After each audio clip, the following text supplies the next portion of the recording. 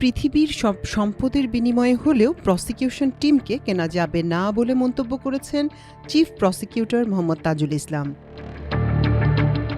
তিনি বলেছেন, আওয়ামী লীগ তো দূরের কথা, তার ১৪ গোষ্ঠীরও ক্ষমতা হবে না আমাদের প্রসিকিউশন টিমকে টাকা দিয়ে কেনার। কেউ সম্পদ বা অন্য কিছুর প্রলোভন দেখিয়েও কিনতে পারবে না। ভয় ভীতি দেখিয়ে কাউকে বিরত রাখবে এমন শক্তিও পৃথিবীতে কেউ দেখাতে পারবে না ইনশাল্লাহ।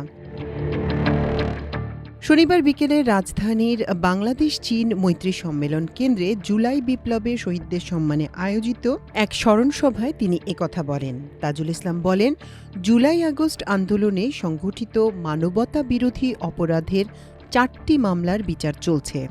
অনেকেই বলছেন বিচার দৃশ্যমান হয়নি।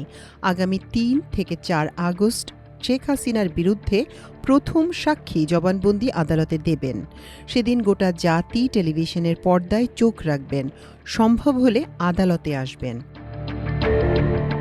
তিনি বলেন, শুধু বাংলাদেশ নয়, আয়নার মতো পরিষ্কার করে দুনিয়ার কাছে আমরা প্রমাণ করতে সক্ষম হব যে শেখ হাসিনা কী অপরাধ করেছেন, এসবের কি প্রমাণ ও তার কি শাস্তি হওয়া উচিত। অনেকেই বলেছেন, ১ বছর হয়ে গেল কোনো রায় হলো না।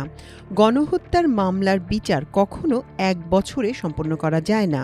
যদি যেত, ভ্রাম্যমাণ আদালতের মতো বিচার হতো। প্রসিকিউশনের ওপর আস্থা রাখার অনুরোধ জানিয়ে চিফ প্রসিকিউটর আরও বলেন, শহীদদের রক্তের সঙ্গে বেইমানি হবে না। শহীদদের স্বপ্ন আমাদের দিয়েই বাস্তবায়িত হতে হবে। প্রসঙ্গত, মানবতা বিরোধী অপরাধ ট্রাইব্যুনালে এরই মধ্যে হাসিনার বিরুদ্ধে শহীদ আবু সাইদ সহ কয়েকটি হত্যাকাণ্ডের বিচারিক কার্যক্রম শুরু হয়েছে।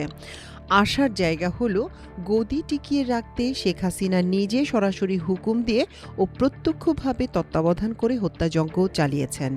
এটা এখন প্রমাণিত সত্য। ৩টি আলোচিত অনুসন্ধানী প্রতিবেদন কার্যত হাসিনার বাঁচার পথকে রুদ্ধ করে দিয়েছে। অকাট্য প্রমাণ হাজির করেছে জাতিসংঘ অনুসন্ধানী দলের প্রতিবেদন। নিজের খোঁড়া খাদে নিজেই পড়েছেন ফ্যাসিস্ট ও নির্দয় শাসক শেখ হাসিনা।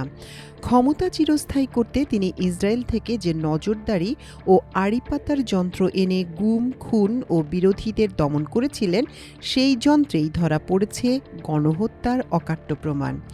ফোনে হত্যার নির্দেশসহ অডিও বিশ্ববাসীর কাছে তুলে ধরেছে আন্তর্জাতিক সংবাদ মাধ্যম আল জাজিরা ও বিবিসি।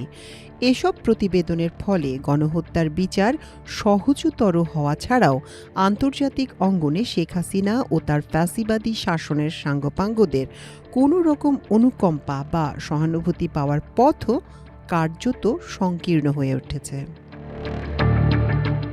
মাল্টিমিডিয়া ডেস্ক, আমার দেশ।